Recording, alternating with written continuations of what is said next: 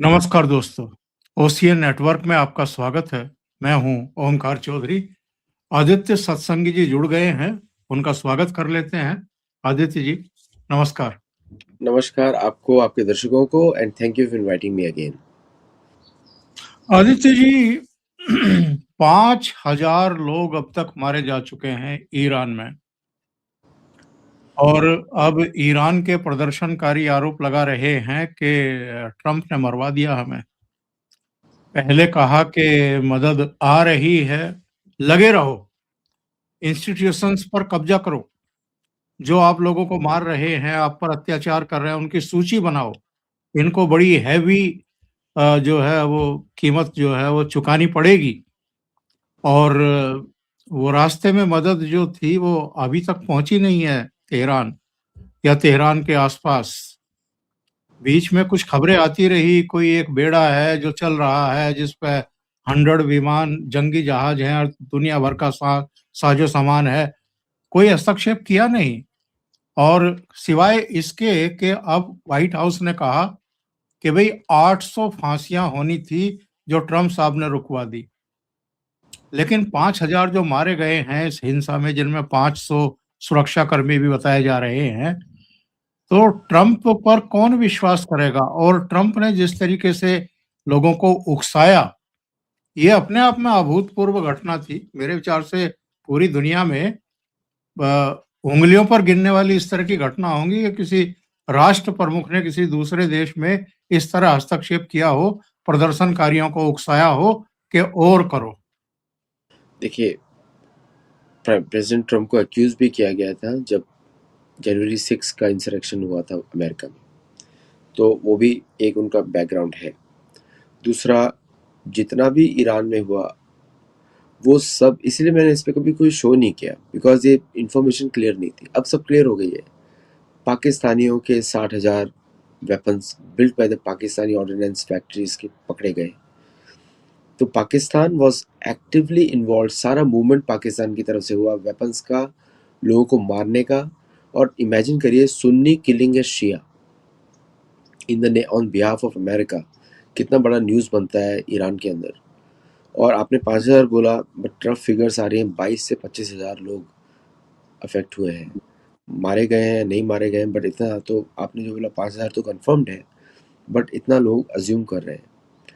और आपने देखा होगा कि किसी भी ईरानी पुलिस ने फायर बहुत कम किया है, 10% ही फायर किया है। तो सेल्फ किलिंग ज़्यादा हुआ। तो आदेश ये था कि आप वहाँ के लोगों को बुलाएं उकसा करके स्टारलिंक के थ्रू, और ये जो हमने एजेंट्स भेजे फॉरेन से, ये उनको मारेंगे और फिर हम उसकी रिपोर्ट को पब्लिश करेंगे। और ईरानी टेलीविजन में वो सब वीडियोस उन्होंने दिखाए फॉरेनर्स को, सारे देश के राजदूतों को, भारतीय राजदूत भी वहाँ पे थे, उनको दिखाए कि देखो ये चल रहा है, this is the police standing not firing. और ये देखो पास में उसने आगे गोली मार दी, सिर के ऊपर ही गोली मार दी। This was the instruction. और इसी तरह जेन जी का प्रोटेस्ट हुआ। तो ये जो वहाँ से वीडियोस जो आ रहे थे, उसको दुनिया भर की वेस्टर्न इंटेलिजेंस एजेंसीज ने बहुत बढ़ाया। उसमें जर्मन इंटेलिजेंस, जो कभी भारत का दोस्त नहीं मानना चाहिए जर्मनी को, वो plus UK plus US plus Israel, ये सब देश की एजेंसीज ने इसको पूरे देश में, विश्व में फैलाया। और इन्हीं के एक फॉल्स आक्रोश बनाया पूरी दुनिया में कि ये जो रिजीम है ये इलीगल है, ये अपने लोगों को मारती है, इसलिए इसके ऊपर चढ़ाई की जा सकती है। कुर्दिस्तान से लोगों को अंदर भेजा गया कि तुम ईरान को नॉर्थ से तोड़ दो, इराक से बॉर्डर से भेजा गया तुम यहाँ से तोड़ दो, और उसमें से कोई भी ईरानी नहीं था। ये सब आए थे, कोई सीरिया से आया था, सारे सुन्नी देशों से। और उनको ये बोला गया कि ये आपका रिलीजियस पर्पस है, आप जाके पूरा करो वहाँ पे जाके। बट आईआरजीसी का पकड़ उस देश पे इतना ज़्यादा है। I am not in support of Khamenei regime, लेकिन ये जो खमेनी रिजीम है भारत के लिए अच्छी रिजीम है। शाह की रिजीम बहुत ख़राब रिजीम थी, तो इसलिए भारत को इनसे कोई प्रॉब्लम नहीं है। और तो जब इन लोगों को भेजा गया अंदर, वहाँ पे जो इन्होंने राइट्स किए, अब वो सारे वीडियोस, जैसे इन्होंने स्टारलिंक को बंद किया रशियंस ने, उसके बाद से वीडियोस आने बंद हो गए और पूरा का पूरा इंस्टीट्यूशनल फ्रेमवर्क जो है वापस रिस्टोर हो गया। आपने बात करी अमेरिकी बेड़े की पहुंचते अभी बताइए 12 घंटे की फ्लाइट होती है अमेरिका से, उसको 48 दिन कैसे लग जाएंगे, 90 दिन कैसे लग जाएंगे, है ना। और वो भी B2 बॉम्बर तो और भी जल्दी फ्लाइट होगी, जैसे फास्ट प्लेन। तो वो सब उनका ये आइडिया था कि जैसे ही रिजीम फ्रैक्चर होती है हम बॉम्बार्डमेंट करेंगे मास स्केल पे ईरान के ऊपर। But the moment they saw the number of missiles, उनको इंटेलिजेंस का आइडिया मिला, and the drones which will be unleashed over the entire West Asia, वो इसराइल की एग्जिस्टेंस ही खत्म कर देगा। दैट्स व्हाई दे स्टॉप्ड, क्योंकि उसको अमेरिका नहीं बचा पाएगा। अमेरिका के पास गिने चुने, अगर टोटल भी ऐड कर दो 2000 टॉमाहॉक मिसाइल होंगी, वहाँ पे बात की जा रही है 2 लाख की, और प्लस 10,000 हाइपरसोनिक की बात की जा रही है। तो इसलिए, और 50 से 60 लाख ड्रोन्स की बात की जा रही है, लाख 5-6 मिलियन ड्रोन्स की बात की जा रही है। तो it was impossible. Plus Iran ने रिसेंटली अपने 2 सैटेलाइट्स लॉन्च किए थे, नस्र 1, नस्र 2, जो कि पूरे ईरान पे नज़र रखते हैं, प्लस इंक्लूडिंग उनके ऊपर पूरी विजिबिलिटी है ऑल अमेरिकन डिप्लॉयमेंट्स।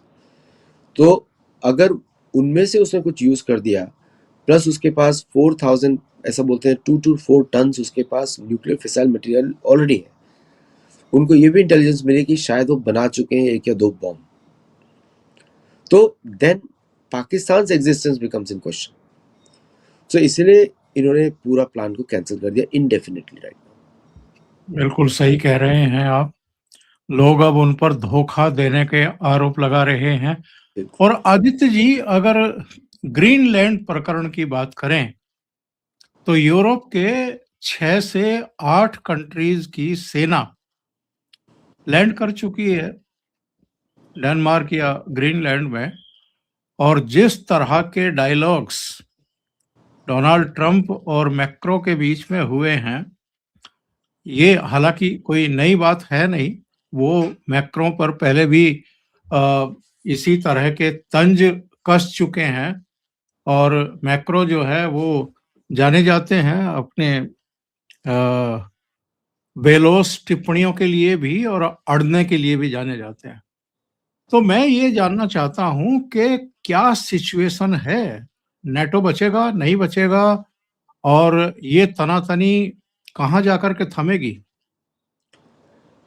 अमेरिका के यूरोप में 57 बेसेस है, 57, और ऑल आर्म्ड, उसमें से 2-3 बेसेस आर्म्ड है न्यूक्लियर वेपन्स के साथ, जो अमेरिका के जो basic air drop nuclear bombs होते हैं उनसे। अमेरिका ने स्ट्रेटेजिक वेपन्स वहाँ पे नहीं रखे। और रशिया की, अगर रशिया और अमेरिका की लड़ाई होती है उसमें यूरोप कहीं आता ही नहीं है, आप नक्शे को देखें तो, क्योंकि रशिया, यूरोप जो है ईस्ट और सॉरी वेस्ट और साउथ वेस्ट आता है रशिया के। तो अगर यूरोप पे अगर कोई अटैक होगा तो यूरोप के ऊपर से रशियन फ्लाइट्स अमेरिका नहीं आने वाली, क्योंकि वो स्ट्रेट लाइन अगर जाएगी तो मिडिल लैटिन अमेरिका की तरफ आती है या साउथ अमेरिका की तरफ आती है। ओके, तो उनके लिए European bases were never meant for Russia, European bases were meant for Europe. ये यूरोपियंस को अब समझ में आ रहा है। European bases were meant for West Asia, and European bases were meant for Africa, including India also. तो India, तो इट वॉज नेवर, नक्शे के हिसाब से it was never about Europe. आपने यूरोपियन देशों की बात करी, तो यूरोपियन कंट्रीज के साथ ये प्रॉब्लम है कि दे आर नॉट यूनिफाइड, वो चर्च की पॉलिटिक्स है। Even though all of them are mostly Catholic, लेकिन कैथोलिसिज्म में हर कंट्री का अपना ही एक एग्जिस्टेंस इंडिपेंडेंट है, जो कि नॉन बियॉन्ड रिलीजन है वहाँ पे। तो उनकी हमेशा से लड़ाई चलती रही है। जर्मनी ने, बाय द वे ऐसे हम बात करें, ऑलरेडी विड्रॉ कर लिया अपने ट्रूप्स। फ्रांस, अभी 3-4 देश ही बचे हैं, क्योंकि जैसे उसने टैरिफ का थ्रेट देखा, जर्मन इकॉनमी जो भी बची है वो पूरी अमेरिका पे निर्भर है, पूरी की पूरी। उसकी एंटायर ऑटो इंडस्ट्री के बायर्स आर इन यूएस, उसके luxury cars are sold maximum in the US. Germany की तो कंपनीज बंद हो जाएंगी। तो जर्मनी दोनों साइड से पिटा है, तेल पर भी पिटा है, एनर्जी पर भी पिटा है, नेचुरल गैस पे भी पिटा है, और तीसरा उसके ऊपर जो पिटा है वो डेमोग्राफिक्स पे पिटा है। तीनों एरियाज में उसको टारगेट किया गया। अब उसका सबसे बड़ा दुश्मन पूरे यूरोप में है यूके। तो यूके और जर्मन की ट्रूप्स कभी कोलैबोरेट करेंगी, ये सोचना ऐसे ही हो गया कि भारत और पाकिस्तान की ट्रूप्स कभी कोलैबोरेट करें, है ना? एग्जैक्टली वही रिलेशनशिप उनका ऑन द ग्राउंड। तो it is not possible for Europe to militarily come together unless Belgium और Nordic countries come together. Nordic countries के लिए उनके मन में बिठा दिया गया है कि Russia is the biggest threat, जबकि रशिया ने उनको कभी थ्रेटन नहीं किया, इवन दो रशिया का बॉर्डर फिनलैंड से मिलता है। लेकिन रशिया ने डिप्लॉयमेंट किया अगेंस्ट अमेरिकन न्यूक्स पूरा फिनलैंड के उधर। सो अगर Nordic countries decide take initiative तब ग्रीनलैंड डिफीट होगा, मतलब डिफेंड होगा। लेकिन अभी तो मुझे नहीं लगता कि डिफेंड होगा। अमेरिका विल टेक ग्रीनलैंड क्योंकि उसमें अमेरिकन कॉर्पोरेशन, मैंने आपको पहले बता दिया, Jeff Bezos, Bill Gates, Elon Musk, ये सभी लोग वहाँ पे डेटा सेंटर्स बनाना चाहते हैं क्योंकि it is very cold area. उससे हीट कंजम्पशन, जो हीट को डिसिपेशन होता है, वो they want to build it under the water in the ice over there. उनका ये प्लान है। और रेयर अर्थ का extraction is not easy in Greenland. उसका वेदर इज नॉट परमिसेबल, इतना नहीं जैसे कि अलास्का का वेदर है, उसका और भी एक्सट्रीम वेदर है। प्लस लोकल जो उनका डिफेंस है ग्रीनलैंड का ऑलरेडी इज वेरी गुड। अगर वो चाहें तो अमेरिका को काउंटर कर सकते हैं, लेकिन उनका नंबर्स नहीं है, उनका पॉपुलेशन नहीं है, उनका नंबर्स नहीं है। और डेनमार्क ने जो वहाँ के लोकल लोगों के साथ किया, उनकी विमेन को स्टेरलाइज कर दिया, पॉपुलेशन नहीं बढ़ने दी, तो लोकल उससे खुश नहीं है। तो अगर बात आती है तो ऑन ऑल फैक्टर्स डेनमार्क उसको लूज करेगा, फ्रांस, और नोबडी कैन सेव इट। और फ्रांस जो आपको मालूम ही है, एक मजाक होता है अमेरिका में कि who has France not sold today. France सबको बेच देता है, खुद को भी बेच देता है। ये फ्रांस का नेचर है शुरू से अब तक। तो इसलिए फ्रांस जो बोलता है, अब मैं करंट लीडर मैक्रोन की बात नहीं कर रहा हूँ, जो बोलता है उस पर कभी स्टैंड ही नहीं किया वो। और भारत के लिए अच्छा रिलेशनशिप इसलिए उसके लिए अच्छा है क्योंकि Bharat is a non European country. जे अगर भारत यूरोपियन होता तो France will be like Pakistan. उनका दोगलापन बाहर आ जाता है। This is a common joke in the British circles. अब इसको प्रोपेगेंडा भी बोल सकते हैं ब्रिटेन का। लेकिन France can not defend, Germany has already pulled out, Finland बहुत हद तक I don't think so they are going to continue, Belgium is alone on this. तो इसलिए unless there is some other deal होती है, जैसे कि बेल्जियम बोलता है कि आप फ्रीली यूज करो, आपको क्यों चाहिए, और अमेरिका मान जाता है, बट अमेरिका नहीं मानने वाला, ट्रम्प की जिद है वहाँ पे। It's a personal thing of Trump now. तो अगर पर्सनल हो गया है तो अब तो वो फोर्स करेंगे, क्योंकि और स्टीवन मिलर का भी स्टेटमेंट आ गया कि anything which can not be defended is ours. अब दुनिया को ये बचाना पड़ेगा कि भाई कौन सी लैंड उनको डिफेंड करनी है, कहीं अमेरिकन आ गए तो उसको क्लेम कर देंगे। शुरू में तो कहा जा रहा था कि चूंकि एप्स्टीन फाइलें आई हैं, उनसे ध्यान हटाने के लिए ट्रंप ये सब कर रहे हैं। फिर कहा गया कि मिक्टम पोल भी 2026 में होने हैं, शायद एक माहौल बना रहे हैं। कई तरह की घरेलू दिक्कतों से भी घिरे हुए हैं, महंगाई भी बढ़ रही है, दूसरी तमाम चीजें हैं। वो वो इसलिए भी ट्रंप ये सब कर रहे हैं। लेकिन क्या ये वजह है कि हर जगह इन्होंने कुछ ना कुछ करके छोड़ दिया है? देखिए, सबसे बड़ी वजह है कि यूएस रिजर्व करेंसी नीचे चली गई, 40% ही यूज हो रहा है, मतलब पैसा नहीं आ रहा अब दुनिया से। तो मतलब अब अमेरिकन को मेहनत करनी पड़ेगी। इंटरनल इकोनॉमी स्ट्रांग नहीं है, मैन्युफैक्चरिंग है नहीं, एक्सपोर्ट सिर्फ दो ही चीज़ कर सकते हैं, तेल और टेक्नोलॉजी। टेक्नोलॉजी में हर कोई डेवलप कर रहा है।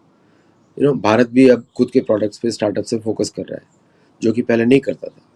So now American technology demand is also going to reduce. और जहाँ जहाँ पे अमेरिकन प्रोडक्ट सोल होते हैं वहाँ पे सैंक्शंस का डर बढ़ जाता है। तो de dollarization going to become faster now. छोटी कंट्रीज डर के मारे जल्दी करेंगी कि भाई डॉलर से छुटकारा मिले। सबको पता लग गया है डॉलर अगर यूज़ करेंगे तो सैंक्शन लग जाएंगे।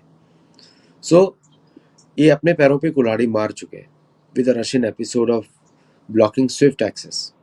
तो इसलिए और सारे अमेरिकन ऐप्स का ब्लॉक कर देना रशिया के अंदर, तो that has affected them badly. तो इसलिए डॉलर बचाने का एक ही तरीका है कि पहली बात तो लोगों को पता न लगे क्या चल रहा है कंट्री के साथ। अभी लोग, जनरल अमेरिकन पब्लिक नहीं जानता उनके डॉलर के साथ क्या हो रहा है, कि इंटरेस्ट रेट्स बढ़ने वाले हैं, सर्कुलेशन रुकने वाला है, किसी को आइडिया ही नहीं है अमेरिकन को, लीस्ट इन्फॉर्म्ड पीपल। हम और आप जितना डिस्कस कर रहे हैं पिछले 2 साल से, अभी अमेरिकन को आइडिया ही नहीं है, 90% अमेरिकन को आइडिया नहीं है, ये इन्फॉर्मेशन को छुपा के रखा गया है। तो इसकी वजह से अगर ये बात बाहर आती है तो mid term will be, America को बंद करना पड़ेगा मिड टर्म, क्योंकि वहां पे रिपब्लिकन्स को एक भी वोट नहीं मिलने वाला। तो इसलिए ये सारे इश्यूज उठाए जा रहे हैं, ग्रीनलैंड और ये सब कॉन्स्टेंटली फ्लक्स में, किसी को समझ में नहीं आया, सबका ध्यान वहां पे रहे, और इतना उठाओ कि इतना ध्यान रहे वहां पर कि मैक्सिको भी थ्रेट है, कनाडा भी कम्युनिस्ट बन गया, ग्रीनलैंड को हम लेने वाले हैं, तो और यूरोपियन यूनियन और अमेरिका का फ्री ट्रेड एग्रीमेंट भी बंद हो गया, के अंदर नेगोशिएशन नहीं हो रही है। तो इसलिए अगर इतना नॉइज उठाया जाएगा तो उसके बेसिस पे मिड टर्म को पोस्टपोन किया जा सकता है, कैंसिल किया जा सकता है, विच will B unheard of in the history, लेकिन पहले हो चुका है, 3 बार हो चुका है। तो इसलिए इट कैन बी डन। तो वो ये नेशनल इमरजेंसी क्रिएट करने के लिए ये सब इश्यूज हैं, and then the mid term, कि मेरे हिसाब से ट्रम्प 2-3 बार ही बोल चुके हैं ऑलरेडी कि नहीं होगा, या उनका एक स्टेटमेंट है इलेक्शन से, just vote me 1 time, you will not have to vote again, ये स्टेटमेंट है उनका। तो मतलब पहले से उनको मालूम था कि ये करना है उनको, और वो कर रहे हैं exactly as per the script. तो कोई, मुझे नहीं उनको तो लगता ये ट्रम्प को आइडियाज खुद से आ रहे हैं, वो तो बिजनेसमैन है, उसको तो पता ही नहीं था पॉलिटिक्स के बारे में। तो कोई ना कोई पीछे से बोल रहा है कि तुम अब ये करो, अब ये करो, अब ये करो, अब ये करो, और उसको तोड़ दो सबको, वो कर रहे हैं। उनको तो ये भी डर है कि मेरे खिलाफ एमपीज लाया जाएगा, महाभियोग लाया जाएगा और हटा दिया जाएगा अगर मिड टर्म पोल में हमें कामयाबी नहीं मिली तो। 2 बार तो इम्पीच हो चुके हैं, तीसरे बार में क्या जाता है, तो उसका कोई वैल्यू नहीं है। इम्पीच कर भी दे डेमोक्रेट्स तो क्या होने वाला है, वो तो एग्जीक्यूटिव ऑर्डर से चला रहे हैं सरकार, कौन सा कांग्रेचुअल अप्रूवल ले रहे हैं। तो it doesn't matter whether he is impeach और नॉट इम्पीच। और इम्पीच अगर वो बोल रहे हो रहे हैं तो इसका मतलब उन्होंने बताया भी होगा, जो उनके पीछे के लोग हैं बताए होगा कि इम्पीच ना करने देना, नहीं तो मैं कुछ और कर दूंगा, यू नो ट्रम्प। तो अभी उन्होंने जैसे बोर्ड ऑफ पीस भी बना लिया है कि सब लोग $1 बिलियन डालो, भारत को भी रिक्वेस्ट भेजिए, आप भी डालो, और सारा पैसा जाएगा अमेरिकन कंपनीज को। अमेरिका ढूंढ रहा है कहाँ से डेट पे करे अपनी बैंक्स को, तो American government is loan to the Federal Reserve, इसलिए उनके बीच में लड़ाई है। तो फेडरल रिजर्व को अभी उसके सपोर्ट में सारी यूरोपियन सेंट्रल बैंक्स आ गई। तो आपको समझ में आ रहा है कि गेम क्या है, कौन कंट्रोल कर रहा था, किसका प्रोजेक्ट है, और सारी यूरोपियन मोनार्कीज कंट्रोल करती है उनके सेंट्रल बैंक्स, वहाँ के सिटीजन कंट्रोल नहीं करते।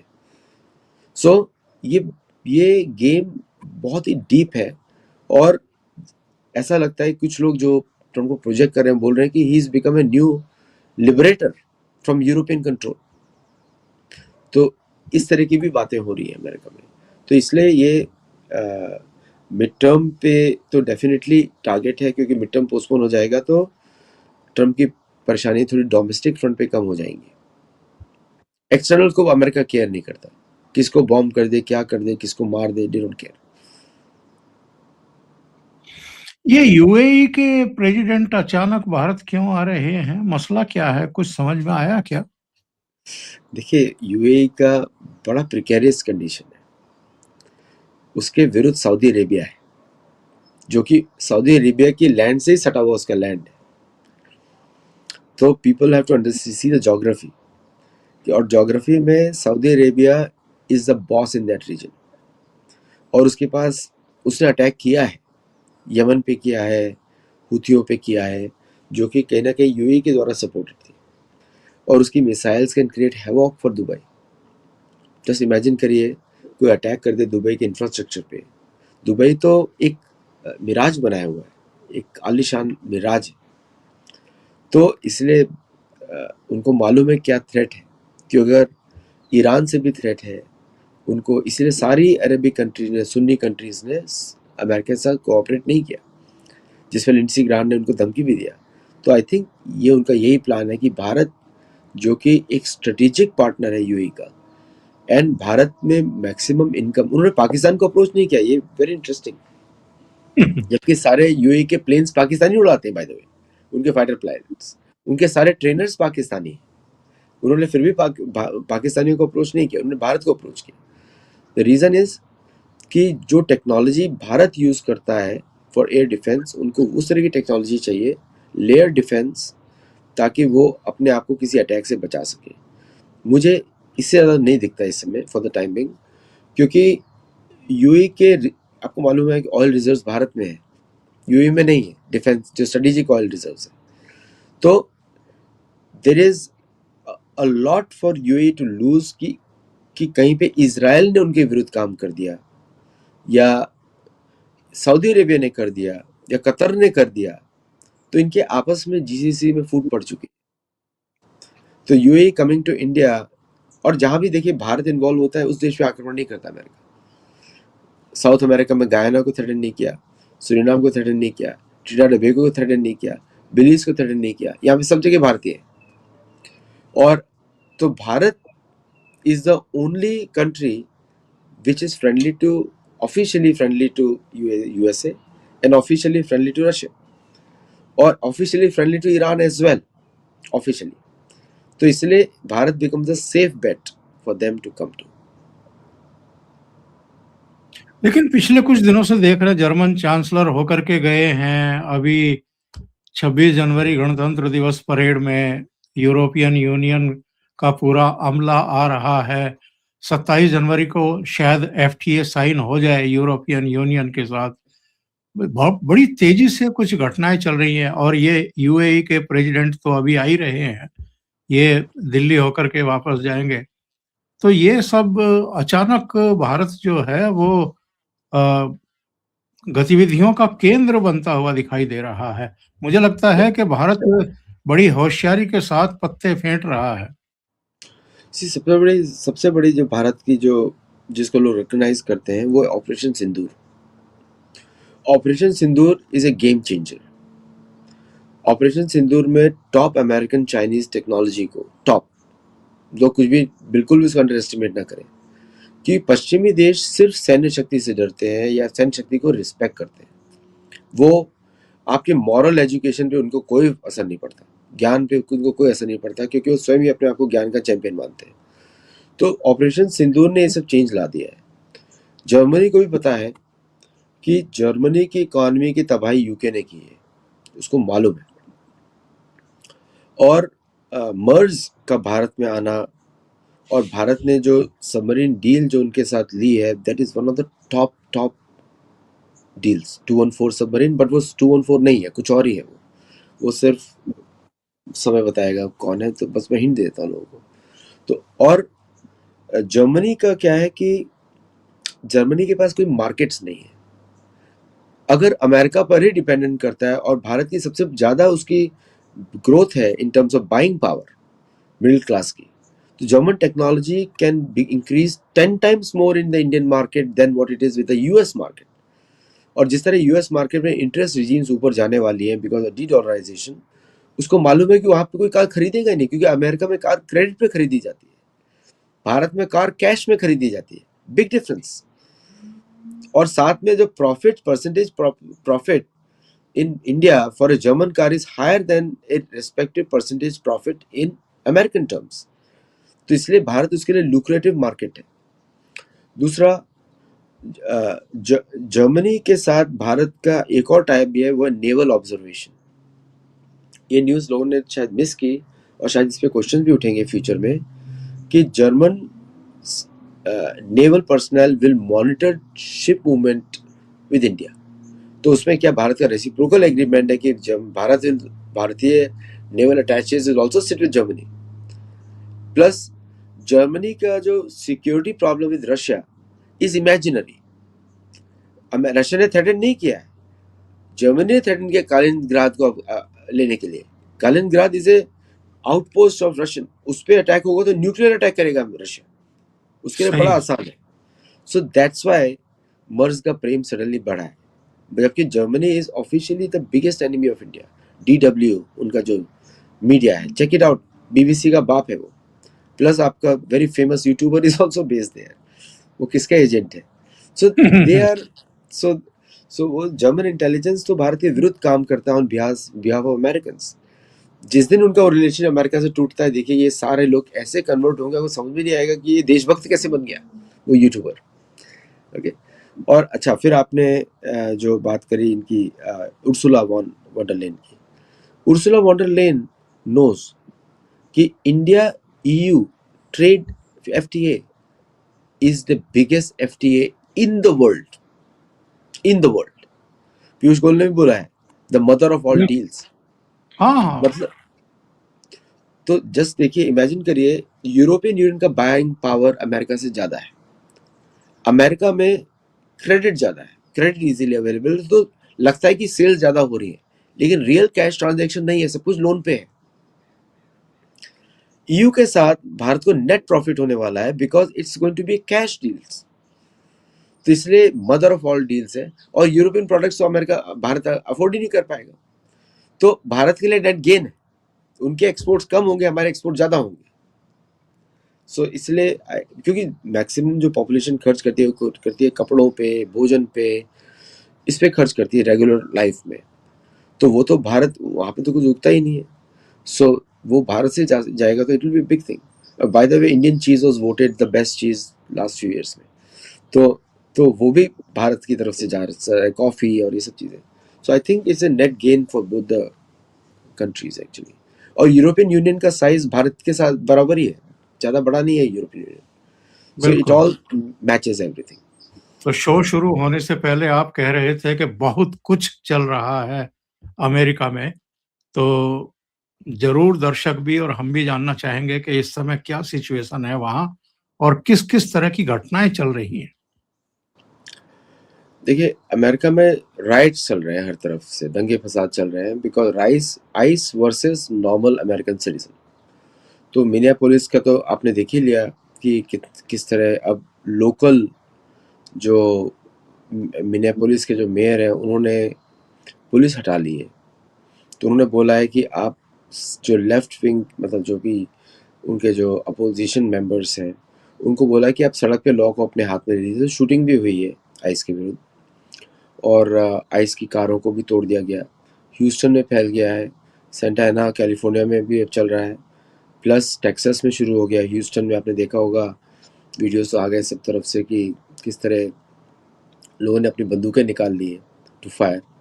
और यही डर था सब अमेरिकन एडमिनिस्ट्रेशन को कि लोग, क्योंकि America is the most heavily privately armed country in the world. हर अगर औसतन देखा जाए तो 5 गुना फायर वेपन्स हैं, मतलब गन्स हैं, as compare to the population. मतलब कि 300 मिलियन पॉपुलेशन में 1.5 बिलियन गन्स हैं। आप सोच लीजिए कितना फायर पावर है। और बुलेट्स का तो आप 1000 के हिसाब से ऐड करिए सबके लिए, तो there is no shortage of ammunition. तो लोगों ने निकाल लिया। और न्यूयॉर्क में आपने देखा कि पुलिस ने अरेस्ट किया आइस के ऑपरेटिव्स को, और उनके मास्क भी निकाल दिए, छीन लिए। सो दिस इज़ ये अमेरिका के हाल है। फिर ट्रम्प का आप देख रहे हैं कि उनकी जो प्रेस सेक्रेटरी हैं कैरोलिना लेविट, उन्होंने किस तरह एक रिपोर्टर के साथ बदतमीजी से बात करी, यूरोपियन जर्नलिस्ट के साथ। तो जर्नलिज्म का भी कोई उधर स्कोप नहीं है। जर्नलिज्म वैसे भी अमेरिका में कभी फ्री था ही नहीं। जो लोग इंडिया में लोग अपेक्षा करते हैं जर्नलिस्ट से फ्री होने का, वो अमेरिका में भी था ही नहीं, क्योंकि अमेरिका में पॉलिटिकल अपॉइंटमेंट्स होती हैं सारी, जजेस से लेके जर्नलिस्ट तक। तो एक तरफ की न्यूज़ आती है, आपको दिखेगा कोई भी मीडिया चैनल पे अमेरिका में मेजोरिटी पीपल ब्राउन होते हैं, लेकिन आपको सिर्फ गोरे लोग ही दिखाई देंगे, ये प्रोजेक्ट करने के लिए कि अमेरिकन आर वाइट, जबकि अमेरिकन जो है ब्राउन होता है। नेटिव अमेरिकन है ब्राउन स्किन, हमारे आपकी जैसी स्किन है उनकी। तो ये सब चल रहा है। Plus US department of education को फंडिंग कम कर दी गई है बिकॉज ऑफ द, वो बोल रहे हैं वोकिस्ट लिबरल। मैं बोलता हूँ कि रियलिस्टिक, क्योंकि इंडिया और अमेरिका में डेफिनेशंस बदल जाती हैं। इंडिया में वोकिज्म इज अगेंस्ट सनातन धर्म, विच डजंट मेक सेंस, क्योंकि सनातन धर्म लिबरल का वो नेचुरली ओपन है। अमेरिका में wokeism is done by the Catholicism to protest against the Protestantism, तो इसलिए वहाँ का डेफिनेशन एकदम अलग है। तो जो कैंसल कल्चर जो अमेरिका में दिखता है वो एक्चुअली अगेंस्ट द क्रिश्चियनिज्म है, उनको चढ़ाने के लिए। भारत में जो वोकिज्म है वो कॉमन सेंस के विरुद्ध है, इसे डजंट मेक सेंस। तो सेम डेफिनेशन इंपोर्ट नहीं की जा सकती। तो वोकिज्म के नाम पे बड़ी बड़ी यूनिवर्सिटीज़ पे आप देख रहे हैं डिफंडिंग की जा रही है अमेरिका में। और ग्रीनलैंड पे तो आपको मालूम ही है, ग्रीनलैंड, मैक्सिको, कनाडा। कनाडा को कम्युनिस्ट कंट्री घोषित कर दिया अमेरिकन पॉलिटिशियंस ने। मैक्सिको पे उनका ऑपरेशन शुरू हो चुका है, बताया नहीं जा रहा है क्योंकि उसे राइट्स हो जाएंगे अमेरिका में। और क्यूबा में ऑलरेडी मार्को रूबियो को बोला गया कि he will be the next president. सच बात है क्योंकि वो क्यूबा से ही आता है और क्यूबा में अमेरिकन कंट्रोल पूरी तरह हो जाएगा। इजी है उनके लिए, उनके 3 नए मिलिट्री बेसिस हैं। गुआंटानामो बे क्यूबा के अंदर ही है, मेनलैंड पर ही है उनके। तो ये सब चल रहा है। वेनेजुएला के बारे में आपको मालूम ही है कि मदुरो को रिलीज कर दिया जाएगा 6-7 महीने में, 7-8 महीने में, क्योंकि उसको बचा के लेकर आए थे because he cooperated with American. तो पूरा स्टेज शो था, वो भी बाहर आ गया अभी। और ब्राज़ील के ऊपर मैंने आपको पहले ही बता दिया था कि target is Brazil not Venezuela, क्योंकि वेनेजुएला का सदर्न बॉर्डर इस ब्राज़ील से मिलता है। उस पर एक्शन शुरू हो गए। और तो पूरा दुनिया फ्लक्स में है। और यूरोपियन यूनियन के साथ आपको मालूम ही है, मैंने आपको बताया था कि इन लोगों का ऑलरेडी इंटरनली डील हो चुका है। ग्रीनलैंड हो जाएगा अमेरिकन, हम लोगों के लिए आसानी हो जाएगा, ग्रीनलैंड ट्रैवल कर सकते हैं। और वहाँ के लोकल लोग बोल रहे हैं कि हम भारतीय हैं। बाय द वे इनुइट लोग बोल रहे हैं हमारा कंडीशन भारत से मिलता है। तो मेरी भारत सरकार से भी अपील है कि मिनिस्ट्री ऑफ कल्चर तुरंत रिकग्नाइज करें उनको जेनेटिक थ्योरी के बेसिस पे। मैं नहीं मानता genetic theory, but personally they can use genetic theory to recognise them. अगर वो बोल रहे हैं तो रिकग्नाइज कर दो। तो अलास्का के लोग भी भारतीय बन जाएंगे फिर तो, because Alaska and northern Canada के लोग भी अपने आप को भारतीय ओरिजिन ही मानते हैं। So lot of things happening. अब जो पूछेंगे तो मैं उसकी बात करेंगे। ये जो इस समय अमेरिका में सिचुएशन आप बता रहे हैं कि गन्स तक निकल आई हैं, ये सिचुएशन पैदा क्यों हुई है? देखिए क्या है कि ओमकार जी, ये बियॉन्ड टॉलरेंस लेवल है। पहली बात तो जो आप प्राइड लोगों के अंदर भर देते हैं कि you are the best, the brightest the world has ever seen, you are exceptional people, वो आपने भरा सालों से। झूठ है, वो प्रपंच है, सेटलर्स का प्रोपेगेंडा था। अब वो आपने भर दिया है, तो नेचुरली अब लोग they expect a certain level of respect. फिर आप उन्हीं के पीछे छोड़ देते हैं आइस। अब इसमें ब्लैक अफ्रीकन अमेरिकन भी शामिल है, इसके अंदर नेटिव अमेरिकन भी शामिल है, जिन्होंने बाय द वे आज तक अमेरिकन गवर्नमेंट को रिकॉग्नाइज नहीं किया है आज तक। तो America is not a conquered country, क्योंकि उन्होंने रिकॉग्नाइज नहीं किया है किसी भी सेटलर गवर्नमेंट को वाशिंगटन डीसी की। तो उनका भी प्राइड अपना अफेक्ट कर दिया, व्हाइट्स का भी अफेक्ट कर दिया। ज़्यादातर अरेस्ट और गोली तो व्हाइट्स को मारी जा रही है, ब्राउन्स को नहीं मारी जा रही है, ब्लैक्स को नहीं मारी जा रही, या मीडिया में दिखाया नहीं जा रहा।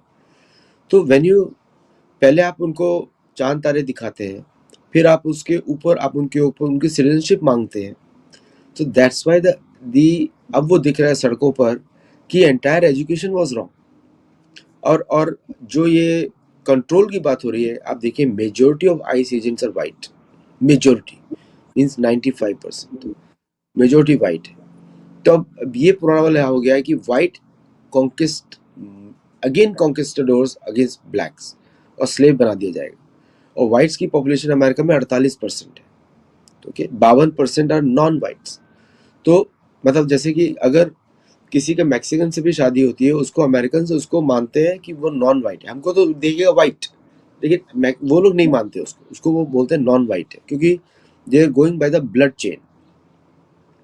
तो नाउ पीपल आर फ्रस्ट्रेटेड कि भाई हम किस लिए अमेरिका में आए थे, क्यों आए थे, एंड वाई सडनली जिस चीज़ के लिए हम लोग इतना सपोर्ट किया अमेरिका को, उसको ही हमको छीना जा रहा है। कि not everybody is a traitor, ऐसे जो बोलते हैं सभी ट्रेटर, 99% नॉट ट्रेटर्स, 99 बोल रहा हूँ, 1% इधर उधर के लोग होंगे, बट 99% आर क्लीन पीपल। तो ये प्रॉब्लम्स हो गई है। और ये बात भी सच है यूएस गवर्नमेंट की कि साउथ अमेरिका, लैटिन अमेरिका से जो मेजोरिटी ऑफ लोग बाइडेन एडमिनिस्ट्रेशन में आए, उनका क्रिमिनल बैकग्राउंड है। आप देखते हैं एक भारतीय के निशंसता से हत्या की गई टेक्सास में, ऑस्टिन में, उसकी गर्दन काट के उसकी गर्दन से फुटबॉल खेला, वो वेनेजुएला का व्यक्ति था। तो those kind of criminal elements are also there. तो अगर आइस, अगर ट्रम्प एडमिनिस्ट्रेशन उसको क्लैरिफाई करे, उनके पीछे जाए, then it's a very good thing. लेकिन उनको ये पता नहीं कौन क्रिमिनल है, ये बोल रहे हैं वो, बट दैट इज इम्पॉसिबल, क्योंकि जब भी आप बॉर्डर से घुसते हैं, इवन द इलीगल्स, सबको, ऐसा नहीं कि सभी लोग एक साथ ही स्ट्रीम में आ गए, उनको किसी ने लाइसेंस दिया, उनको किसी ने उनके डॉक्यूमेंट्स बनवाए, और वो सारा कैथोलिक चर्चेस ने किया, सारा का सारा। इसलिए ट्रम्प एडमिनिस्ट्रेशन ने डिफंडिंग भी किया कैथोलिक चर्चेस का। जैसे जो भारत में अलगाववाद करते हैं, केरल में, तमिलनाडु में, ये कैथोलिक चर्च वाले लोग हैं, आंध्र प्रदेश में, तो उनको चर्चेस के थ्रू और गवर्नमेंट फंडिंग के थ्रू उनको पेपर्स बने, नॉट जस्ट, तो churches played a major role, और जिसको ट्रम्प ने सही तरीके से टारगेट भी किया, उनको डिफंड किया। वेटिकन की बैंक को डिफंड किया, बाय द वे, लोग नहीं जानते ये बात। तो वेटिकन बैंक से फंडिंग होती थी। सो वो सब करने के बाद अब उनको पता नहीं कौन किधर है, किधर रह रहा है, क्योंकि सबने संरक्षण दिया हुआ है। इनफैक्ट व्हाइट लोगों ने ज्यादा संरक्षण दिया है, तो इसलिए वो व्हाइट्स के पीछे जा रहे हैं। तो I understand the government's limitation, लेकिन गवर्नमेंट को जिस तरह काम करना चाहिए in a different way rather than brute force के जैसा, प्रॉब्लम अप्रोच में आ रही है, प्रॉब्लम आ रही है कि how they are going about it. इससे क्या हो रहा है कि सारे अमेरिकन डरे हुए हैं। मेरे बच्चों को पासपोर्ट लेके घूमना पड़ता है कि भाई हम अमेरिकन सिटीजन हैं। दूसरे तो अनेक परिवार के लोगों को भी ऐसा करना पड़ेगा कि कहीं पे घूम रहे हैं तो please carry your valid documentation nowadays, please carry. और यूएस होमलैंड सिक्योरिटी का भी आदेश है कि सब लोग अपना पासपोर्ट कैरी करके घूमें, ये उनका आदेश है। सो ये जो कंफ्यूजन है पूरा रॉन्ग अप्रोच की वजह से है, और प्लस एरोगेंट स्टेटमेंट्स, हम ये ले लेंगे, हम वो ले लेंगे, हम अब इसको वाइट कंट्री बनाएंगे, हम प्रोटेस्टेंटिज्म को बढ़ाएंगे। तो जब आप इस तरह की बातें करते हैं तो you lose the biggest supporters you had. Tucker Carlson ने आपको छोड़ दिया। एलोन मस्क नहीं बोलेगा कोई, क्योंकि उसको कॉन्ट्रैक्ट्स मिल रहे हैं, पहले बोला था वो, लेकिन स्पेसएक्स को 750 बिलियन डॉलर के कॉन्ट्रैक्ट्स मिल रहे हैं, मतलब बिलियन की बात कर रहा हूँ। उसका स्टारलिंक अब US naval satellite, US military का पार्ट हो गया है। उसका स्पेसएक्स अभी अमेरिकन स्पेस फोर्स, जो कि 7th फोर्स मानी जाती है, उसका पार्ट हो गया है। तो he is going to keep quiet. Bill Gates को फ्रीडम आइलैंड मिल रहा है ग्रीनलैंड में, वो भी चुप रहेगा। जेफ बेजोस को भी मिल रहा है ग्रीनलैंड में, वो भी चुप रहेगा। So all the major players have been bought over. तब अपोजिशन तो रहा नहीं, क्योंकि मैंने आपको पहले भी बोल चुका हूं मैं कि America was America Inc, not country. ये कॉर्पोरेशन है, ये कॉर्पोरेशन ऐसे ही काम करता है।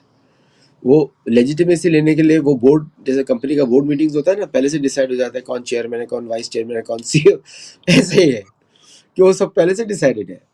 So now people are feeling it, और इसलिए आप देख रहे हैं कि सड़कों पर बहुत दिलचस्प घटनाक्रम चल रहा है। देखना यही है कि ये ईरान वाला ऊंट किस करवट बैठता है, ग्रीनलैंड वाला, और यूरोपियन यूनियन का तो बताया ही है।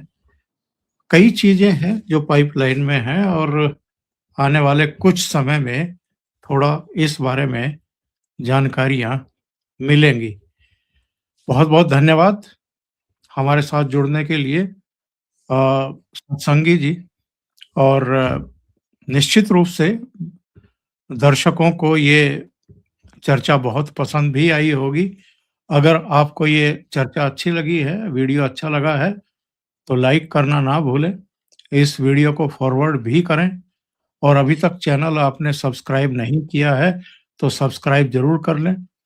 साथ में लगे बेल आइकॉन को दबा दें ताकि आगे आने वाले वीडियो और उनके नोटिफिकेशन आप तक पहुंचते रहें। आदित्य सत्संगी जी का चैनल है सत्तोलॉजी, उसको भी सपोर्ट करें और सब्सक्राइब करें। बहुत बहुत धन्यवाद। Thank you so much. Thank you. नमस्कार। नमस्कार।